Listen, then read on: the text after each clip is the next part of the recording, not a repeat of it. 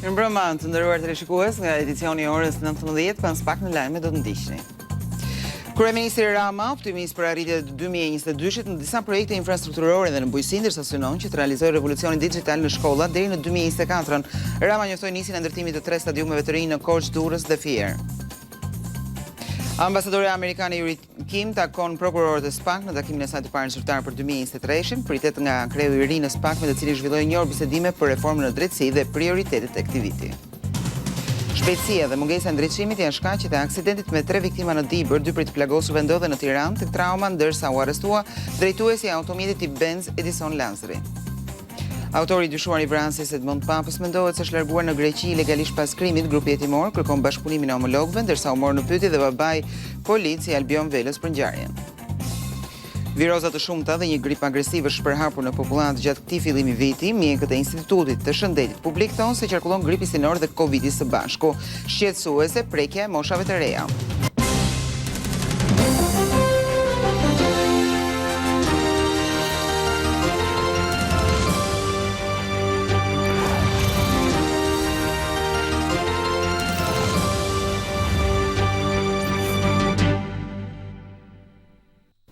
Dhe ju njohim tani më gjerësisht me materialet e përgatitura gjatë ditës së sotme. Në muajin prill do të nisë taksimi për prodhuesit e mëdhenj të energjisë dhe këto të ardhura do të shkojnë për pensionistët e kategorive në nevojë. Njoftimi u bë nga kryeministri Rama gjatë mbledhjes me kabinetin qeveritar, ndër të tjera paralajmëroi ndërtimin e 3 stadiumeve në Durrës, Vlorë dhe Korçë.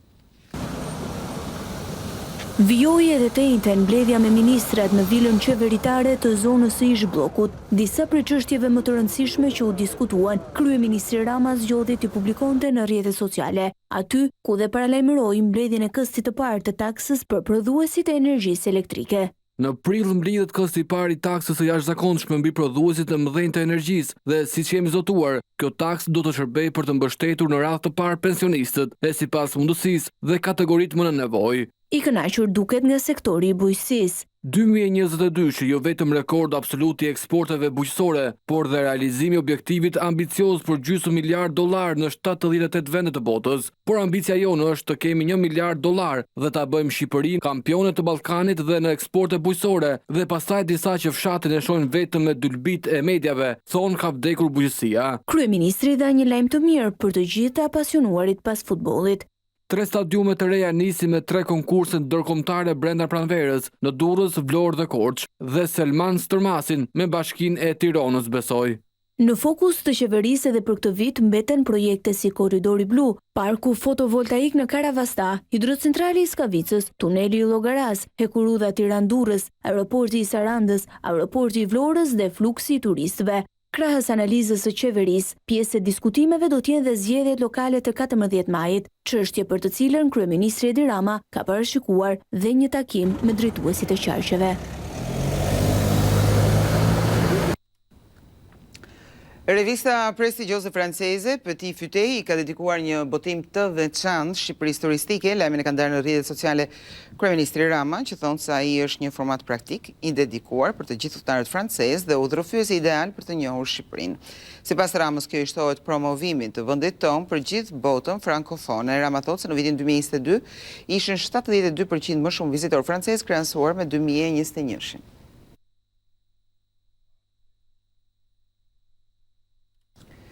Kryetari i Partisë Demokratike Sali Berisha ka përkujtuar 32 vjetorin e themelimit të gazetës Rilindja Demokratike, të cilën e cilëson si median e parë ku kishte liri të fjalës. Nëpërmjet një postimi në Facebook, Berisha shkruan se Rilindja Demokratike i rezistoi presioneve që tentonin që të mos publikonte të vërteta për Shqipërinë apo për ardhin e demokracisë në vendin tonë.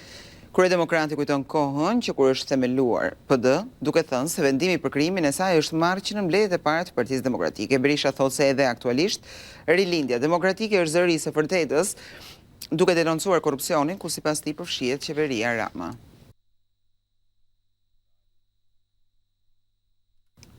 Partia Demokratike akuzon qeverinë se ka rritur numrin e punonjësve në administratë për qëllime elektorale. Zëdhënësia e kësaj force politike, Floriana Garo, thotë se që nga viti 2014 numri i punonjësve në administratë është rritur me 22.000 persona. Sipas PD-s, këto janë bonuse që u jepen patronazhistëve që të vjedhin vota për Partinë Socialiste.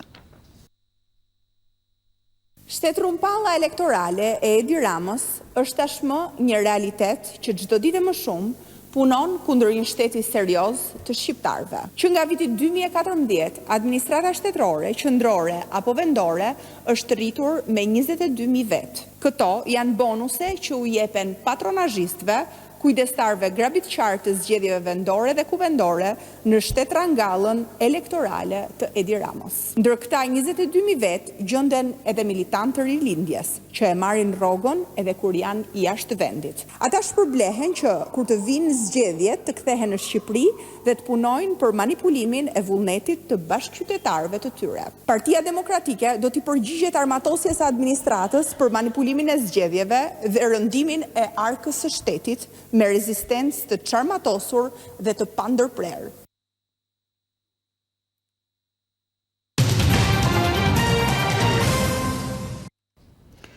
Ambasadorja amerikane Yuri Kim kishte këtë të njëjtë në SPAK ku bisedoi me kreun e ri të këtij institucioni Altin Dumani në një reagim pas takimit. Ambasada amerikane sqaroi se gjatë takimit u theksua mbështetja për reformën në drejtësi. Në vizitën e parë për këtë vit, ambasadori amerikane Yuri Kim diskutoi me kreun e ri të SPAK Altin Dumani. Sipas ambasadës amerikane, takimi ishte jo vetëm për të uruar Dumanin për postin e ri drejtues, por edhe për të ritheksuar mbështetjen e Shteteve të Bashkuara për zbatimin e reformës në drejtësi. Në këtë drejtim dhe për të çuar përpara jetësimin e faktit që presidenti Biden e ka identifikuar luftën kundër korrupsionit si interes thelbësor të sigurisë kombëtare të Shteteve të Bashkuara, ne do të mbështesim plotësisht prokurorët dhe hetuesit e SPAK, teksa ndërtojnë mbi sukseset e deri tanishme dhe intensifikojnë ndjekjen penale të korrupsionit të nivelit të lartë dhe krimit organizuar në përputhje me ligjin, pa frikë apo favore. Askush nuk është mbi ligjin. Një sërdosje të nxehta janë tashmë në tryezën e institucionit që prej 19 dhjetorit drejtohet nga Altin Dumani. Në ditën e parë të detyrës, kreu i SPAK premtoi luftë agresive ndaj korrupsionit për zyrtarët e çdo niveli dhe krimit të organizuar. Është arrestuar Edison Lazri, drejtuesi i automjetit tip Benz, i dyshuar si shkaktar i aksidentit me 3 viktima në Dibër. 2 prej të plagosurve ndodhen në Spitalin e Traumës në Tiranë. Një ditë pas aksidentit tragjik në rrugën e Arbrit, policia ka arrestuar Edison Lazrin, personin që drejtonte njërin prej automjeteve. Ai ndodhet në Spitalin e Traumës bashkë me një tjetër person që ishte pasagjer në mjet, pasi nga përplasja morën dëmtime të shumta në trup. Ndërkohë në trajtim mjekësor në Spitalin Rajonal të Dibrës, janë edhe 2 pasagjere të tjera, të cilat janë jashtë rrezikut për jetën. Mëngjesin e kësaj të njëjteje, 2 automjete që u përfshin në aksident u larguan nga rruga. Në ngjarjen e rëndë humbën jetën 3 persona, 2 vëllezërit Kujtim dhe Murat Istrefi dhe bashkëshortja e njërit prej tyre Lulzime Istrefi. 2 vëllezërit ndërruan jetë në vendin e ngjarjes, ndërsa gruaja e drejtuesit të mjetit nuk mundi të mbijetonte plagëve të marra rrugës për në spital. Viktimat udhtonin me një automjet tip Benz, ndërsa teksa dolën nga rruga dytësore e fshatit Gjoric, u përplasën me një tjetër automjet Benz me targa angleze. Goditja ishte e fortë sa makina ku udhtonin viktimat u nda në dysh. Paraprakisht dyshohet se automjeti me targa angleze ka qenë me shpejtësi tej normave të lejuara. Ky segment i rrugës së Arbrit është i pajisur me sinjalistikën e duhur. Në aks kryen punime, ndaj autoritetet e kanë ndarë atë me vit të verdh, për të lajmëruar drejtuesit e mjeteve që të bëjnë kujdes, por ndodh shpesh që shoferët në këtë pjesë të rrugës së Arbrit të tejkalojnë shpejtësinë. Autori i dyshuar i vrasjes së Edmond Papës, Andriu Bode, dyshohet se është larguar drejt Greqisë në mënyrë ilegale, pasi nga sistemi Teams figuron brenda territorit të vendit. Pak ditë pasi është shpallur në kërkim, policia ende nuk ka arritur në gjurmët e Andriu Bode, 44 vjeçarit i cili dyshohet se është autor i vrasjes së Edmond Papës. Sipas sistemit Teams, 44 vjeçari Andriu Bode rezulton që ndodhet brenda vendit, mirëpo policia dyshon që ai ka kaluar kufirin në mënyrë ilegale.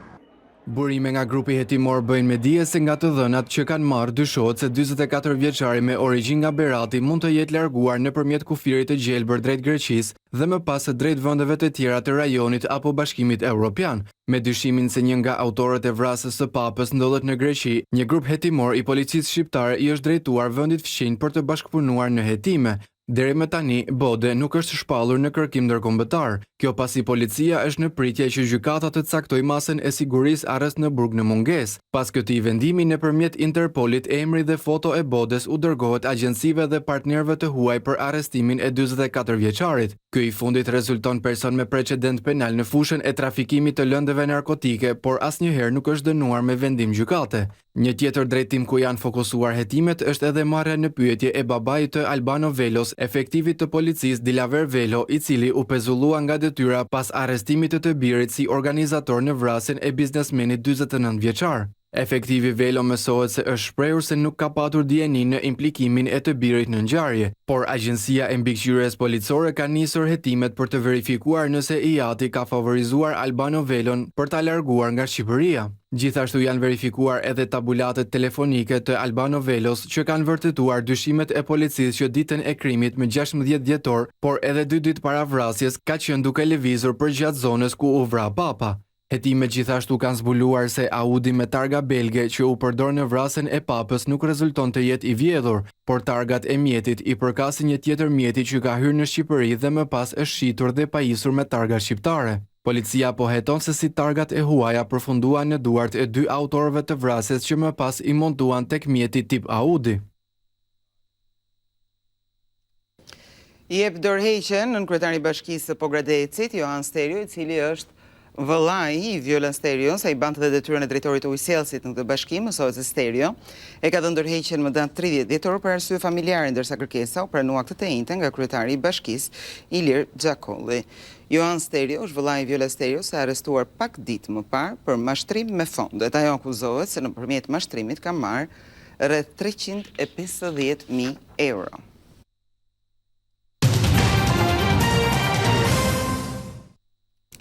Viroza të shumta dhe një grip masiv po qarkullon në popullant gjatë fillim vitit, sipas specialistëve më të prekura janë moshat e re. Ja njëkohësisht ISHP konfirmon se po qarkullon edhe Covidi dhe pse ky i fundit është i papërfillshëm. Ditët e fundit është shtuar fluksi qytetarëve që drejtohen specialistit me simptoma virozash agresive. Sipas mjekes Bruna Shiroka, numri i pacientëve që paraqiten në një qendër shëndetësore arrin deri në 30 në ditë. Që prej javës fundit vitit kaluar, edhe këto 2 ditë që ka nisur puna, ne shohim një numër në rritje të sëmundjeve akute, që i vlerësojmë si viroza, pasi nuk janë evidentuar si raste të diagnostikuara me Covid, por kemi viroza me agresivitet nga format mesatare në të rënda. 30 veta me sëmundje akute të vizituar në një ditë në një mjek familje është një shifër e konsiderueshme. Anashkalimi i vaksinës antigrip, veçanërisht nga të rinjt apo edhe nga ata me sëmundje kronike, ka patur impakt negativ në këtë situatë. Grup moshat është mosha aktive. Për fat keq është kjo grup mosh e cila i ka anashkaluar të themi vaksinimit me vaksinën e gripit. Ajo pjesë e popullatës, sidomos të smurët kronik, sidomos të smurët, sidomos pacientët me moshë mbi 60 vjet, rekomandohet në mënyrë absolute. Sipas specialistëve të Institutit të Shëndetit Publik, po bashkë qarkullon gripi dhe Covidi së bashku, por gripi është më dominues. Ka një rritje të qarkullimit të gripit, pra ka bashkë qarkullim të Covidit dhe të gripit. Aktualisht mbizotron qarkullimi i gripit. Dhe qarkullimi i gripit është rikthyer modelit të qarkullimit të zakonshëm stinor, një lloj si në vitet para pandemisë. Specialistët theksojnë se javët në vijim pritet të ketë një përkeqësim të situatës së virozave dhe gripit, e piku i tyre mund të jetë fundi janarit. Njësisë 10 në Tiranë është shtuar një tjetër investim i rëndësishëm infrastrukturor dhe bëhet fjalë për pedonalen Konti Uran. Kryebashkiaku Erion Velia, gjatë inaugurimit të kësaj arterie të kryeqytetit, u shpreh se investimet të tilla do të vijojnë edhe për gjatë vitit 2023. Kryeqytetit i është shtuar një tjetër pedonale mes rrugës së Durrësit dhe asaj të rrugës së Kavajës. Vetë kryebashkiaku Erion Velia i pa nga afër investimin tek pedonalja Konturani, e cila i jep tjetër panoram njësisë 10. Kjo ka qenë një rrugë që si gjithë projektet fillestare ka pas shumë rezistencë. Rrugë pedonale duket si gjë e huaj, si një ndryshim që provokon pak komunitetin. Sot në fakt morëm notën 10 sepse gjithë anëtarët e komunitetit, duke filluar nga vëllezërit Sukaj të Hemingway që e propozuan fillimisht fare bllokimin e rrugës vetë përkëmsore që lagjet kishte një shititore, edhe pse është mund zemër Tiranës, në dy akset më të rënduara të Tiranës, që është rruga Durrësit dhe rruga Kavajës, sot ka dalë një histori suksesi. Veliaj u ndal edhe tek debatet për emërtimin e rrugëve. Por unë besoj që identiteti i qytetit i përkon me ata që kanë lënë një gjurmë në qytet dhe në vendin tonë. Kur thua Konturani, një nga komandantët e Skënderbeut, mund të kesh komplet opinionet ndryshme për perandorinë osmane, për luftën për lirit të Skënderbeut, po s'mund të kesh faktet ndryshme. Dhe fakti është që është një komandant arbër i asaj periudhe. Kryebashkiaku Erion Veliaj nënvizoi se gjatë gjithë vitit investimet e rëndësishme nuk do të ndalen në Tiranë.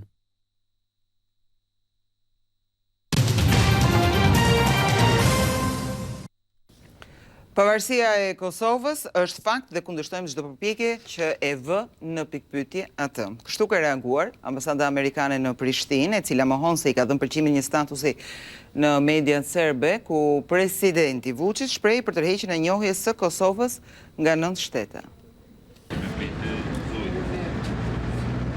Ambasada e SBA-s në Prishtinë ka reaguar pas raportimeve se me llogarinë e tyre në Twitter është bërë një pëlqim me një lajm ku flitet për tërheqjen e njohjes së pavarësisë së Kosovës nga 9 vende. Sipas tyre, në 24 orët e fundit nuk është bërë asnjë pëlqim nga ambasada. Në reagimin e ambasadës thuhet se pavarësia e Kosovës është fakt dhe se kundërshtojnë çdo përpjekje për të vënë në pikpyetje pavarësinë dhe sovranitetin e Kosovës. Të jemi të qartë, pavarësia e Kosovës është fakt. Qëllimi ynë parësor është të mbështesim Kosovën pasi ajo zë vendin e saj të merituar në strukturat evropiane dhe euroatlantike. Ne kundërshtojmë kategorikisht çdo përpjekje për të vënë në pikpyetje pavarësinë dhe sovranitetin e Kosovës, ka shkruar ambasada në Twitter. Llogaria zyrtare e ambasadës së SBA-s në Twitter nuk ka pëlqyer qëllimisht asnjë postim në Twitter gjatë 24 orëve të fundit. Siç u përmend më herët, kur kemi një pozicion për të artikuluar, ne e bëjmë këtë nëpërmjet deklaratave zyrtare që i atribohen jo nga një like apo mediave sociale, thuhet tutje në reagim. Nga llogaria e ambasadës më herët ishte pëlqyer një tekst i një mediumi serb ku presidenti i Serbisë Aleksandar Vučić tregonte se 9 shtete kanë tërhequr njohjen e Kosovës. Më pas pëlqimi ishte larguar nga ambasade pasi lajmi u publikua në media. Vučić në një konferencë për media ka thënë se 9 shtete kanë tërhequr njohjen e Kosovës, duke shtuar se po e presin edhe të 10-in.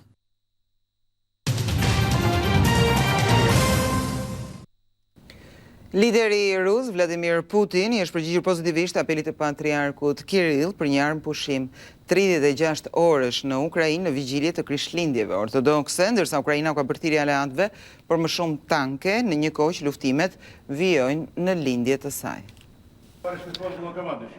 Presidenti Vladimir Putin ka dëgjuar thirrjet e patriarkut rus Kirill për një armpushim në Ukrainë në vigjilje të Krishtlindjeve ortodokse. Ai urdhëroi ministrin e tij të mbrojtjes Sergej Shoigu të vendosë një armpushim 36 orësh në vend.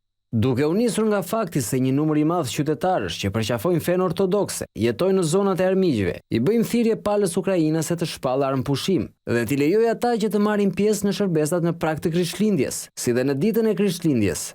Pak më herët, presidenti Vladimir Putin përmes një bisede telefonike me homologun e tij turk Recep Tayyip Erdogan, u shpreh se Rusia ishte e hapur për dialog me Ukrainën, por Kievi duhet të pranojë humbjen e territoreve që ajo i aneksoi në shtator të vitit të kaluar. Po ashtu, sipas Kremlinit, Putin vuri në dukje rolin e dëmshëm të Perëndimit, që ka furnizuar me armë dhe i ka siguruar informacion Kievit, teksa Ukraina ka kërkuar mbështetje ushtarake për të mbrojtur nga forcat ruse. Këtë të fundit vijuan luftimet me forcat ukrainase në lindje të vendit. Moska po përpiqet të marrë kontrollin e qytetit Bakhmut. Me një ceremoni me 500.000 të pranishëm në sheshin Shëmpjetër i është dhënë lam të mira ish Papa Benediktit të 16. Eshtrat e tij do të vendosen në atë që dikur ishte vendi i pushimit të Papa Gjon Palit të dytë. Papa Francesco kryesoi meshën në funeralin e ish Papës Benedikti, 16, përpara mijëra njerëzve jashtë Bazilikës së Shëmpjetrit, i cili vdiq të shtunën e kaluar në moshën 95 vjeçare. Në zhurmën e kambanëve, arkivoli prej druri që mbante eshtrat e Benediktit të 16 u vendos në tokë përpara kishës më të madhe. Duart trokitit shpërthyen nëpër të gjithë sheshin e Shëmpjetër, në shenjë respekti për Benediktin, një hero për konservatorët katolik romak, që tronditi botën duke dhënë ndërheqje gati një dekadë më parë. Papa Francesku mburiti në shesh me një karrocë me rrota dhe ul në një karrige duke parë arkivolin, paksa i përkulur dhe me fytyrë të zymt, ndërsa kori këndonte në latinisht. Në predikimin e tij, Ati i Shenjtë përdori disa referenca biblike dhe shkrimet e kishës, në të cilat dukej se e krahasonte Benediktin e 16 me Jezusin, duke përfshirë fjalën e tij të fundit përpara se të vdiste në kryq. Të dashur vëllezër dhe motra, ne kemi hapur mendjet dhe zemrat tona ndaj shpresës së mbushur me gëzim, me besim. Tani i japim lamtumirën e fundit Papa Emeritus Benediktit dhe ja japim atë Zotit, Atit ton të mëshirshëm dhe të dashur. Në ceremoni ishin të pranishëm mbi 500.000 persona, mes tyre personalitete dhe lider botror dhe qindra mijëra të tjerë që shikuan ceremoninë në ekranet e qytetit. Më shumë se 1.000 personel të sigurisë u vendosën për të mbar vajtur ceremoninë rreth Selisë së Shenjtë. Italia urdhëroi që flamujt në të gjithë vendin të valviteshin në gjysmështiz. Trupi i Benediktit të 16 është kthyer në Bazilikën e Shën Pjetrit për një shërbim privat, ku do të vendoset brenda një arkivoli zinku, përpara se të futet në një arkivol më të madh prej druri. Benedikti më pas do të varroset në një varrezë të gjerë 9 toksore nën Bazilikën e Shën Pjetrit, e cila strahon varret e disa papëve. Eshtrat e tij do të vendosen në atë që dikur ishte vendi i pushimit të Papa Gjon Paulit II. Presidenti i Shqipërisë, Bajram Begaj, ka shprehur ngushëllime për ndarjen nga jeta të Papa Benediktit të 16 nëpërmjet një postimi në Facebook. Begaj vlerëson Papa Benediktin, për të cilin thonë se ishte një figurë e rëndësishme jo vetëm për katolicizmin, por për mbar njerëzimin. Presidenti shkruan se vlerësimi i tij për harmoninë fetare në Shqipëri do të mbetet përgjithmonë në kujtesën e shqiptarëve. Begaj i shprehu ngushëllimet e tij në librin e hapur posaçërisht në ambasadën e Selisë së Shenjtë në Tiranë.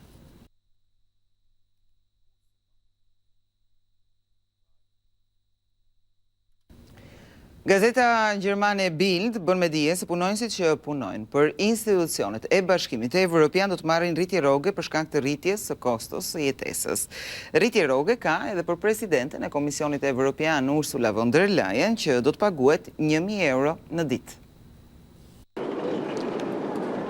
50.000 punonjës në Bashkimin Evropian po përgatitet të marrin një rritje të dytë të pagës. Gazeta gjermane Bild thekson se të ardhurat e tyre do të rriten me 7% dhe ndalet veçanërisht edhe tek paga e presidentes së Komisionit Evropian. Ursula von der Leyen do të paguhet 1.000 euro në ditë, shkruan gazeta në titull.